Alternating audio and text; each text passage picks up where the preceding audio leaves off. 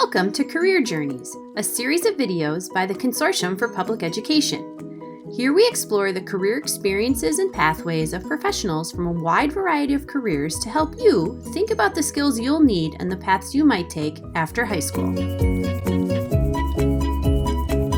Hi, I'm Sarah Brooks, Program Director of the Consortium for Public Education. Today, I'm interviewing Chase Brooks, a collegiate soccer coach, as part of our Career Journeys video series to share insights into a professional's experiences and career pathways. Thank you for joining us today, Chase. Thanks for having me. Okay, so what is your current title? I'm the head men's soccer coach at Duquesne University. And what do you love about your job and or your field? I love that every day I get to go in and think about soccer and think about educating student athletes and trying to help them through their process and navigate their path. When you talk about education, what do you mean? To me, it's a holistic form of education at the collegiate level. It's on the field, it's off the field, it's socially, it's academically, it's athletically. It's really helping them through every pathway that they have available to them and just offering them as much help as we can. Before entering your field, what other careers did you think about having? I wanted to be a professional soccer player. That was number one. It's the dream. Growing up playing the sport, it was always just one of those things that always seemed like a fantastic outcome. To be able to play the sport you love on a day-to-day basis and to make money doing so and to provide for your family was just something that was cool. To be able to travel the world, to be able to compete at the highest level possible was just something that seemed very exciting to me. The dream is so difficult to attain because there's just so few chances out there at that level.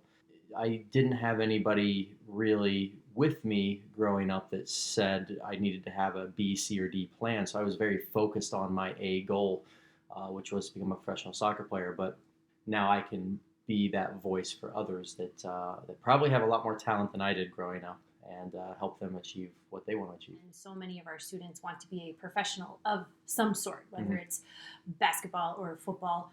What is it that sets those professional players apart in terms of soccer? There's ultimately a belief and a work ethic that you can't fake. You are so confident and so willing to just do everything in your power to make it happen that nobody can tell you otherwise. That's the one thing that I have seen about the guys that I have coached that have really gone to that level. I provide a platform, I provide an environment that's professional, that people can grow in, but I can't make you a professional. I don't think any coach can make you a professional. I do think that is a mentality that somebody has, and then if they have that mentality, are they in the right environment that can help jumpstart and get them a few more options that they may not have on their own. Why else did you choose to go into this type of job? It's fun. You're in an academic field. You're working at universities. We get to travel around a lot. So I've been to multiple countries, recruiting. There was just so much that was intriguing about it that I enjoyed it so much.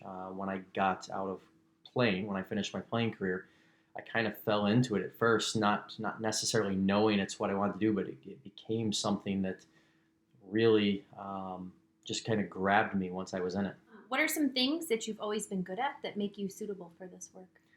I've always liked the games. I've always been very creative. I remember playing games all the time growing up, creating my own games in my house, outside with my brothers, and just playing a lot. So a lot of strategy games, a lot of competition. I'm a pretty good at speaking with people and understanding people, being able to dig deep and try to figure out what makes a person tick, and trying to be as motivational as I can be. I'm pretty good at understanding most people, not everybody. I don't think there is anybody that can do that perfectly, but I do think those are probably the things that I would lean on the most if I was to really think about it. Do you find that part of your time is really spent managing the person, since you did bring up being able to talk to people and figuring out how they tick? I would say most of my time is spent managing people. I think that I have a very good knowledge of the game of soccer, but if that was all I knew, I would not be very good at my profession. I thought, get in, coach, have fun, show them the right way and the wrong way to play the game, and then we kind of move on with our business. But ultimately, I've learned that it's not that, and I appreciate that for it. I'm actually happy that it's not the case. Because again, one of the things that I love about what I do is the ability to educate, and I think man management is a part of that. Being able to have conversations with players, being able to have conversations with administrators, and be able to help all sides see the direction we're going and get the buy-in from everybody. I do think that is a lot of what we do. I'd say it's well over 50% of the job. If someone else is interested in a job like yours, what things should they focus on academically in high school? So I just think, again, you just want to be a well-rounded person. So to have good understanding in all areas of study makes sense. Again, it's not to say that you have to be the best student, but you certainly want to be somebody that pays attention, understands what your teachers are saying, is willing and able to have conversations with your teachers. So if you have questions, concerns, again, being attentive, being aware of what's going on. I think extracurriculars are important in high school. The ability to get out and play the sport or sports and be more well-rounded in multiple ways if possible. And I also found that I paid a lot of attention to my coaches, what they were doing, what they were saying. So I wanted to be the best that I could be. And, so I did listen to my coaches quite a bit, but if there was a question, I would absolutely ask the question as well. With the academic aspect of it, are there any specific classes that, regardless of whether it's high school or maybe something you took in college, that kind of help prepare you for how you manage organizationally wise? So I was a business undergrad in college, and I would say even in high school, I always kind of had that mindset of my dad was in sales, so it was always kind of like a business mindset, if that makes sense.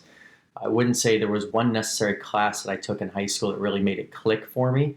But I do think that if you have business-related classes, sales-related classes, anything like that, anything that gets you talking with other people, I do think those are going to be good classes to have. I did take a speech class, practicing giving speeches, standing up in front of people, being confident. And I took a lot of English courses, which I do think helps with the language, being able to, again, converse with people. So there are some things I do think they'll help, but again, focusing once I got to college on business, I thought was a very well-rounded approach to things. I was thinking more after I was done with my professional career, I'd maybe have a business degree to fall back on. But I ended up going into business, and again, it has served me pretty well. It's a well-rounded experience that has helped. Because you have your master's, do you think that someone in your position needs to have any higher education outside of an undergrad? I think in our country, if you want to be a Division I head coach or to be at a level in collegiate athletics, yes, I do believe you need a master's. Do I think you need it to coach soccer? No, I don't think you need it to coach soccer, but I do think if you're in an educational field working with student athletes that are trying to attain a higher degree, I do think it helps. I think the people hiring you are looking for it. So I do think it is handy to have that for sure. What is one piece of advice you think is important for anyone who is aspiring to be a coach, regardless of the sport? Have fun. Don't forget that it's about the student athlete. It's not about you. A lot of times, as a coach, we do have egos. We want to win. We're very competitive. But at the end of the day, we are still educators. We are still trying to help these young people figure out their paths in life. And so ultimately, set them up for success. I always make the statement, if we start at A and we want to go to B and you start veering towards C, well, my job is to make sure I just kind of keep you going, keep you on track, going that final towards that final destination that you're looking for. So again, I think that's something important to keep in mind. It's not about you, it's about them. Thank you for sharing your thoughts and experiences with us. For more information or to learn about other careers in the Career Journey series, visit our website and check back soon for our next installment. Thanks!